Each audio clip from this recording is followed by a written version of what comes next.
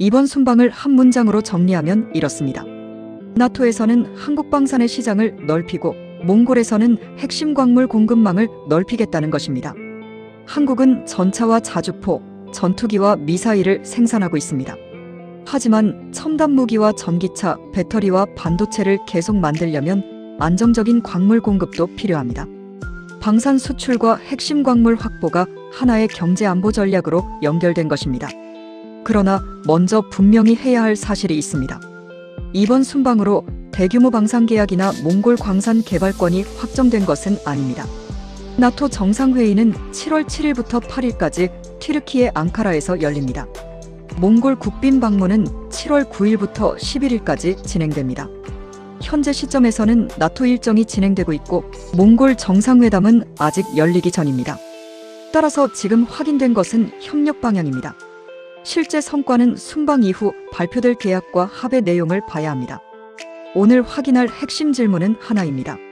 나토 방산 협력과 몽골 핵심 광물 협력이 실제 계약과 국내 경제 효과로 이어질 수 있느냐는 것입니다. 먼저 나토 정상회의부터 보겠습니다. 정부는 나토 동맹국들이 세계 국방비의 약 55%를 차지한다고 설명했습니다. 나토에는 유럽과 북미의 32개 회원국이 참여하고 있습니다. 세계에서 국방비를 가장 많이 지출하는 국가들이 모인 거대한 방산 시장입니다. 러시아의 우크라이나 침공 이후 유럽 국가들은 국방비를 늘리고 있습니다. 전차와 자주포만 필요한 것이 아닙니다. 방공미사일과 드론, 레이더와 통신 장비가 필요합니다. 탄약과 부품, 무기를 수리하고 관리할 정비체계도 필요합니다. 한국 방산 기업이 주목받는 이유 가운데 하나는 생산 능력입니다. 한국은 이미 대량 생산이 가능한 공장과 협력업체를 갖추고 있습니다. 계약 이후 비교적 빠르게 장비를 공급할 수 있다는 평가도 받아왔습니다. 하지만 한국 무기가 성능이 좋고 빨리 생산된다고 해서 모든 나토 국가가 바로 구매하는 것은 아닙니다. 유럽 국가들은 자국 방위 산업도 키우려 하고 있습니다. 완성된 무기를 한국에서 수입하는 것보다 자기 나라에서 생산하기를 원합니다. 현지 기업이 부품을 공급하도록 요구할 수 있습니다. 기술 이전과 현지 조립도 중요한 계약 조건이 됩니다. 이번 순방에서 주목해야 할 표현은 방위산업 파트너십 2.0입니다. 무기 체계를 사고 파는 협력에서 한 단계 더 나아가자는 것입니다. 한국과 나토 국가가 무기를 같이 개발합니다. 부품과 완제품을 공동으로 생산합니다. 탄약과 정비 부품을 함께 확보합니다. 유럽 현지의 수리와 성능 개량을 담당할 시설도 구축할 수 있습니다. 정부가 제시한 표현은 같이 만들고 함께 쓰는 방산 협력입니다. 이 방식이 성공하면 한국 방산 기업은 한 번 무기를 판매하고 끝나는 것이 아닙니다. 수십 년 동안 부품과 탄약을 공급할 수 있습니다. 정비와 성능 개량 사업에도 참여할 수 있습니다. 새로운 무기를 공동 개발할 기회도 생길 수 있습니다. 하지만 공동 생산에는 장점만 있는 것이 아닙니다. 유럽 현지 생산량이 많아지면 국내 공장에서 만들 물량이 줄어들 수 있습니다. 기술을 어느 범위까지 이전할지도 문제가 됩니다. 한국 기업이 계약을 따내더라도 현지 기업과 이익을 나눠야 합니다. 따라서 공동 생산이라는 말만 듣고 국내 고용이 무조건 크게 늘어난다고 판단하면 안 됩니다. 어떤 핵심 부품을 한국에서 생산하는지가 중요합니다. 엔진과 포신, 레이더와 전자장비를 어디에서 만드는지 확인해야 합니다. 연구개발과 정비센터를 어느 나라에 설치하는지도 봐야 합니다. 나토 규격과 인증도 넘어야 합니다. 나토 회원국의 군대는 서로 장비와 정보를 연결해 작전할 수 있어야 합니다. 통신 방식과 탄약, 정비체계가 맞아야 합니다. 한국 무기의 성능이 좋아도 기존 나토 장비와 연결되지 않으면 도입이 어려울 수 있습니다. 무기를 판매한 뒤 수십 년 동안 부품을 공급할 능력도 평가받습니다. 수출금융도 중요한 문제입니다. 방산계약은 규모가 수조 원에 이를 수 있습니다. 구매국이 대금을 여러 해에 걸쳐 지급할 수도 있습니다. 이때 정부기관의 보증과 금융 지원이 필요해집니다. 좋은 무기를 보유하고 있어도 금융 조건이 경쟁국보다 불리하면 계약에서 밀릴 수 있습니다. 결국 정상회담에서 협력을 약속한 것과 실제 계약을 체결한 것은 다른 단계입니다.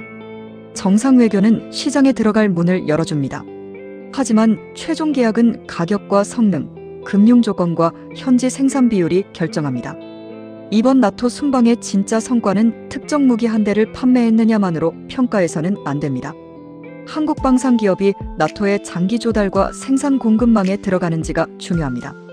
나토 방산포럼에는 동맹국과 파트너국 정부 인사뿐 아니라 방산기업과 금융회사 관계자 약 1,000명이 참석합니다.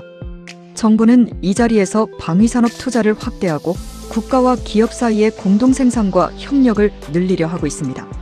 한국은 나토 회원국이 아니라 파트너국입니다.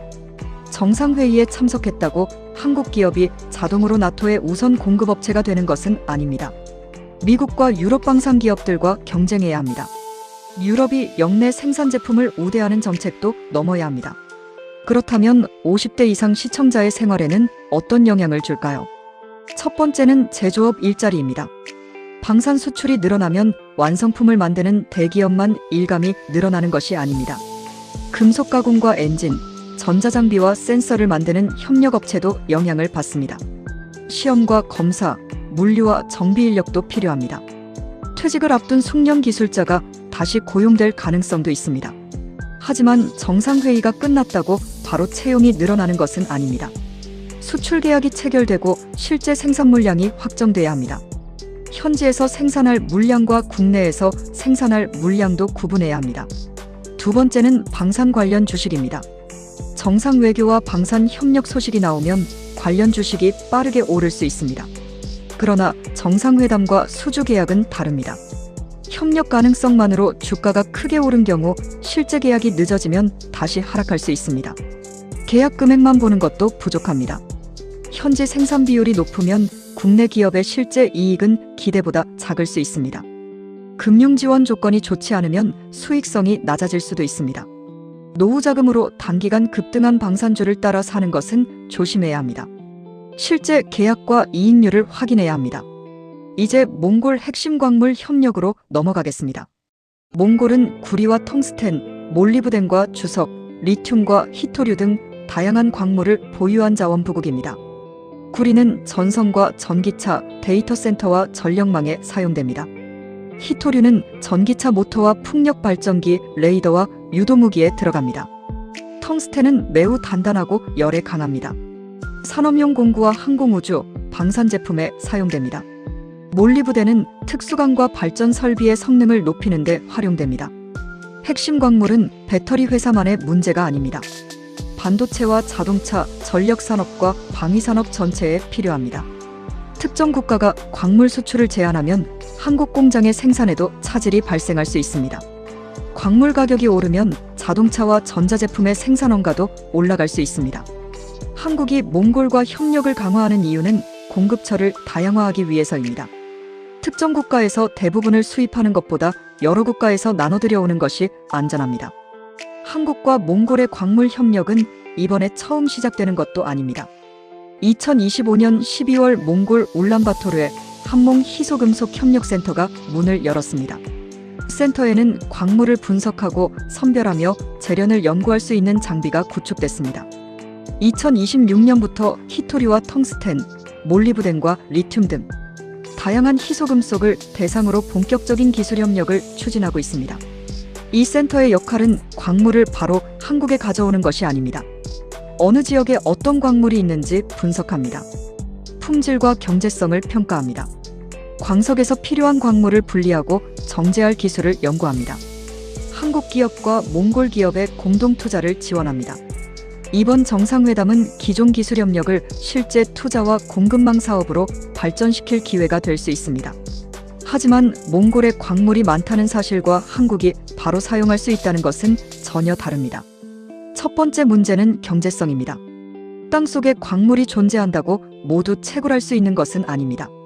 광물이 얼마나 깊이 묻혀 있는지 확인해야 합니다. 필요한 광물의 함량도 중요합니다. 채굴비와 인건비, 전력비와 환경비용을 계산해야 합니다.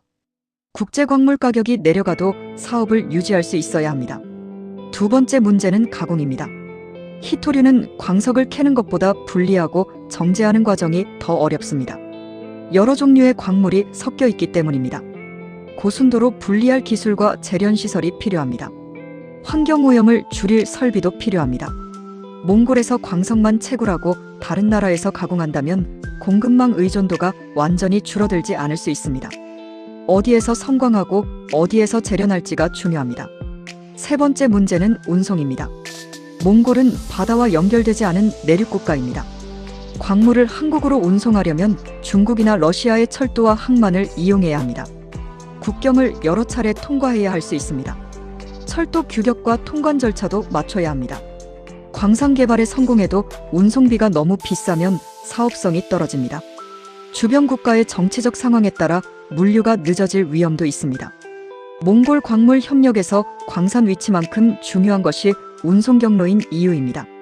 네 번째 문제는 장기적인 투자 안정성입니다.